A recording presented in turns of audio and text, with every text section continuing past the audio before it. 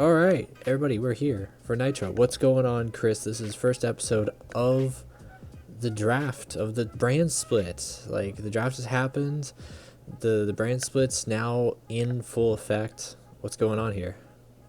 So, the show obviously starts off with you have the entire Nitro roster makes their way to the ring. Some are in the ring, some are outside the ring.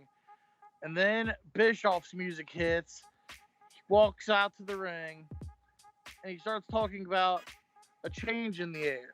He says, honestly, the way WCW was heading, we were heading in a good direction, but it was starting to become a very stagnant thing where it became a revolving door of a roster almost. And he didn't like the way it was looking. So he went to the board of directors and he was the one who suggested this brand split.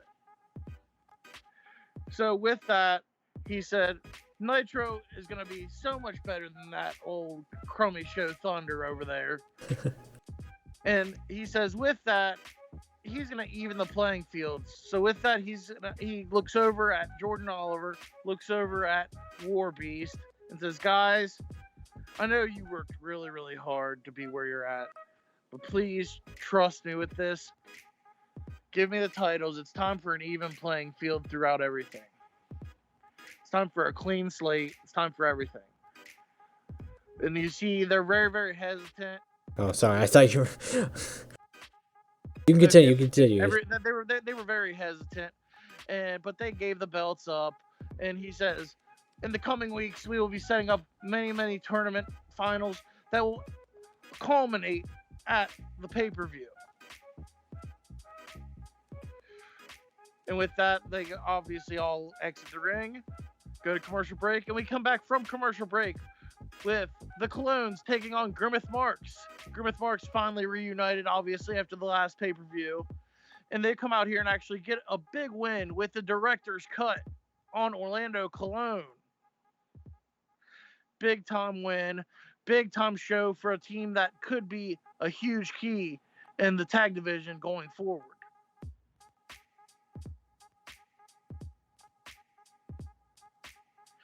Next up, we have Raven. Raven is sitting there and he starts laughing about Bischoff's speech. He's like, Bischoff was talking about change. I've been talking about change for weeks, and the change I see for the Nitro is one of much more darker reasons. There's a dark cloud that is hanging over WCW Nitro, and unfortunately, when clouds get too dark and too heavy, they sometimes burst. And unfortunately, that might happen sooner rather than later. Uh-oh. And with that, we're going to kick into some cruiserweight, light heavyweight action in an exceptional match, actually. Jordan Oliver defeats Mascara Dorada and Humberto Garza in 13:05 when Jordan Oliver made Mascara Dorada tap out. It was a 90. What a match. I know. I'm like, Jordan Oliver got a 92. Oh my gosh. What a star. That wasn't, by the way, that wasn't even like all out match or like steal the show. That was nothing. That was not any like that was just normal match. I didn't put an aim on. That's crazy. Well, I know what I'm doing forward with this cruiserweight division. I know, right? Yeah, okay. And Bischoff is sitting in his office, and in walks Brian Myers, Bear Bronson, and the new Japanese sensation, Ikaru Kwan. And they all walk in, and they're all like, why did you send for us? Obviously, your assistant came and got all of us. What do you need?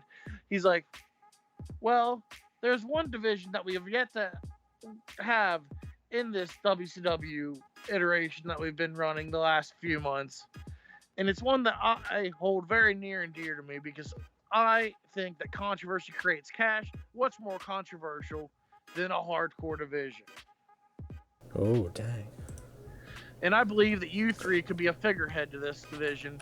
Chris is getting me off guard there. Dom, you're not. When I pause, move on.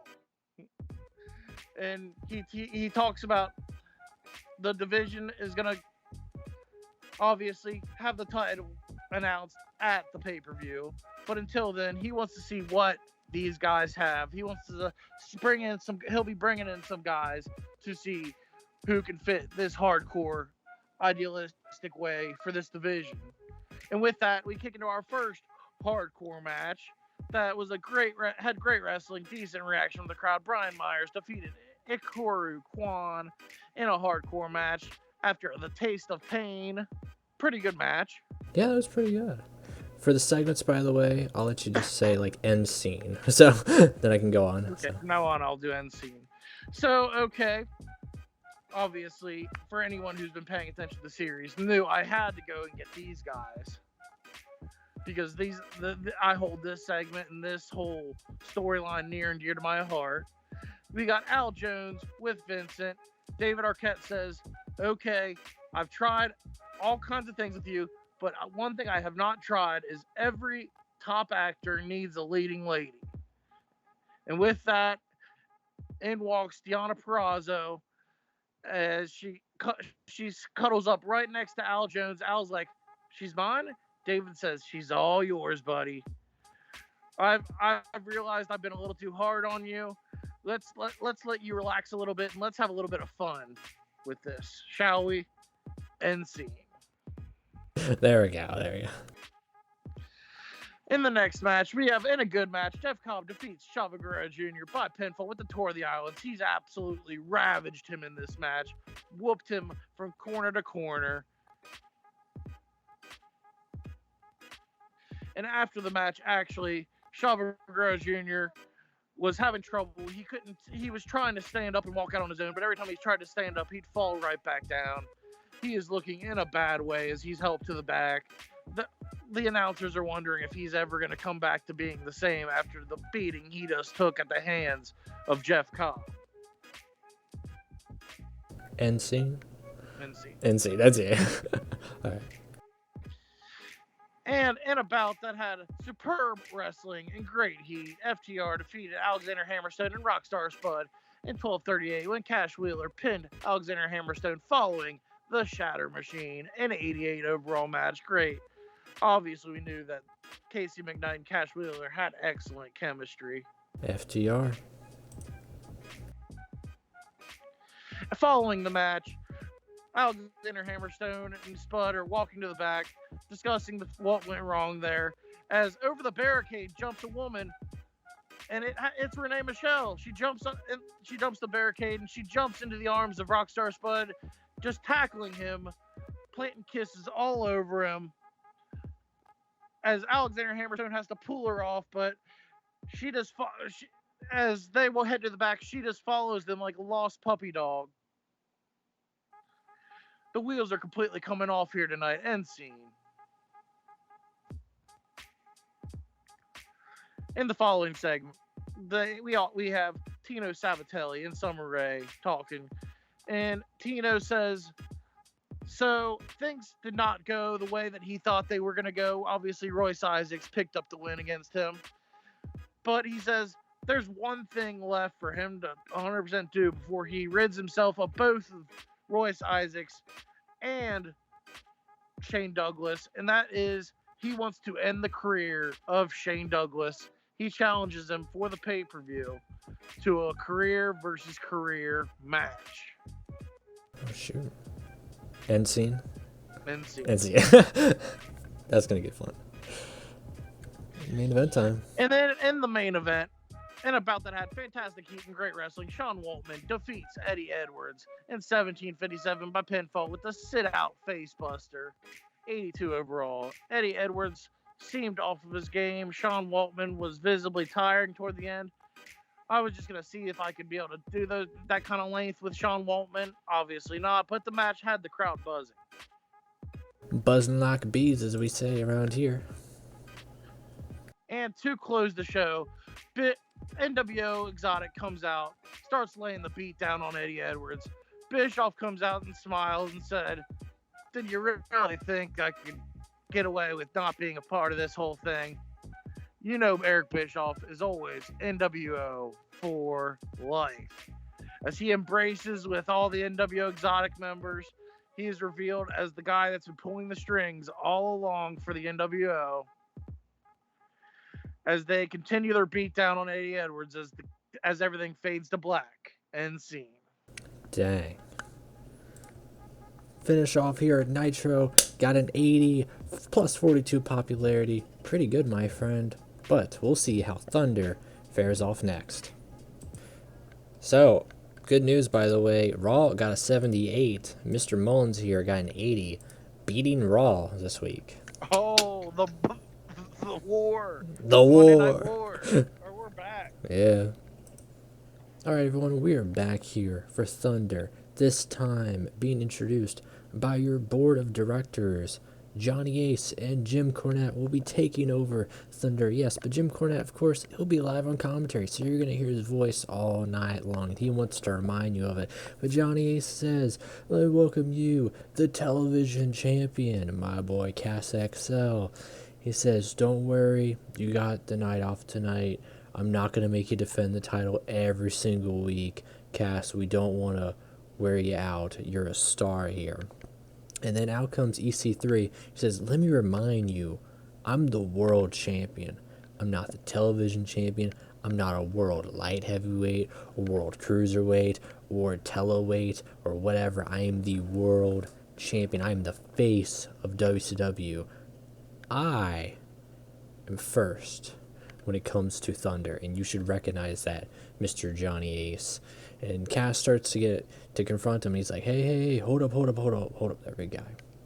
It's like, "Cass, you'll have your chance to take him on, but I have had a requested match from Mr. Joe Hennig backstage who wants to take you on." Ethan's like, "He didn't deserve me. Why does he deserve me? He lost at the pay-per-view. He's done for." And then out comes Joe Hennig. He's like, "It's more than about that, EC3. I feel like I've been pushed down, slapped down." He's like, no, you haven't. You came in here, you became the world champion, and you lost, and you can't handle that. You don't deserve a second chance. He's like, "No, I'm willing to put everything on the line if you meet me one-on-one tonight in a cage. Just the two of us, a brawl, winner takes all." And EC3's like, "Fine, you know what?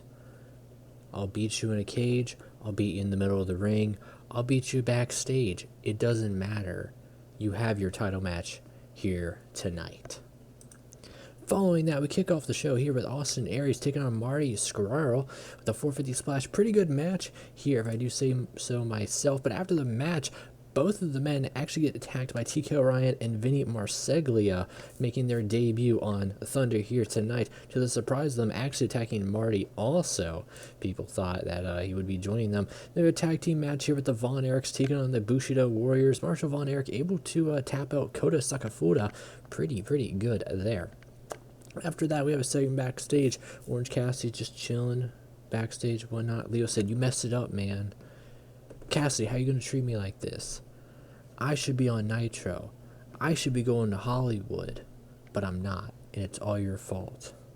Orange Cassidy just looks at him, and he turns his chin. He's like, "Don't you ever disrespect me like that ever again." He just storms off. He just runs off. He's done. After that, Eddie Kingston, he's pushing a stretcher to the ring. He's got a microphone in his hand. I don't even know where he found the microphone. He was just backstage running around. He says, "All right, I want the toughest man out there. He's going to face me right here, right now. I hear a lot of talks about being hardcore. Do you know who I am? I make everybody in that backstage uncomfortable. So why don't you put me in a stretcher and put me in a sane asylum?" And out comes Brian Pillman Jr. ready to take him on here tonight.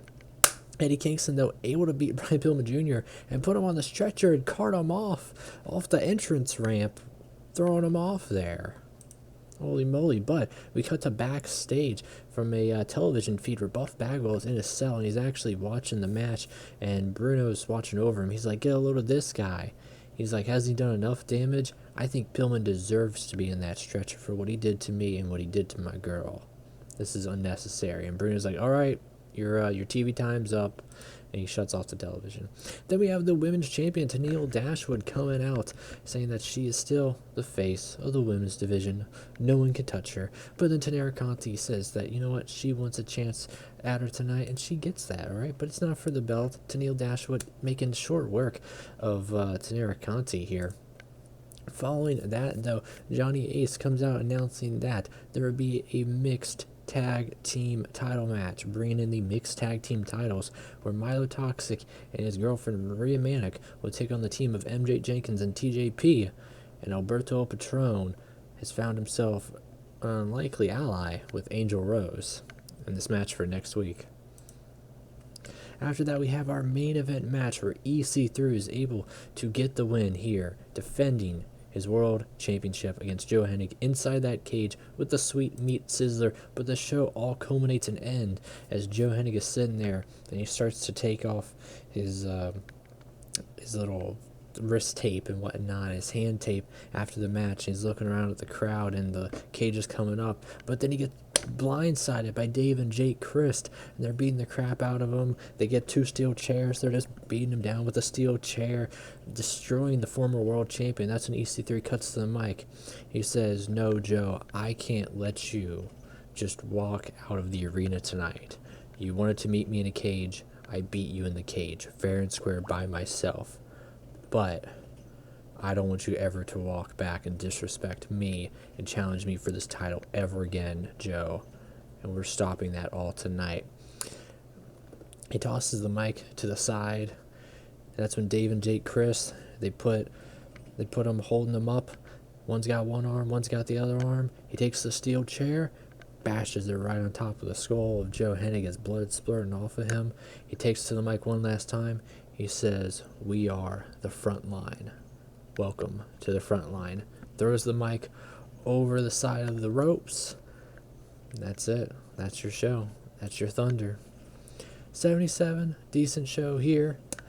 I did change it to go against Friday Night SmackDown. We'll see how I did here at the B show. And how do you think it went, Chris? You've been pretty silent here. My music actually killed itself. So I was letting you tell your stories and whatnot. I didn't want to interrupt or anything. No. I thought that was actually very, very good. It honestly it went quite a few ways that I'm very, very intrigued to see where things go. Some twists and turns here. I, of course, book, and Chris doesn't know what I'm doing because I'm completely silent, but Chris, he has to kind of tell me what to do because we're off of my game, so I kind of get a little insight. What to put. I don't tell you what's going on in each segment. Like, you didn't know what was going on in any of my segments. I know, it's fun because like he's got full charge of his brand. It's hilarious because I'll give him. We'll run a freelance segment angle. Mm-hmm. And I'll throw a bunch of names out there, and he's like, "Oh no, what's going on here?" I know. I kind of get curious. So yeah, so I get to add that new the new stable now, Frontline. So I'm excited to see what's gonna come out of EC3 and the Chris brothers. You could have called them Ohio versus everything. I could have, but EC3 isn't from Ohio, is he? He's from Cleveland. Is he? Yes. Wow. I don't know if I really like that name. The name Frontline really stuck in my head. I think Frontline fits more of an EC3 type of character. Yeah. I don't know if Ohio versus everyone fits them. SmackDown 78. I think they beat me by 1 whole point. Yeah, 78. I'm a B show, by the way, so you gotta keep that in mind that some of the old people that I hired don't want to be on B shows, so that's fun. But pretty good there. We're gonna wrap it up here, and we'll see you guys next time going into Nitro. Peace out.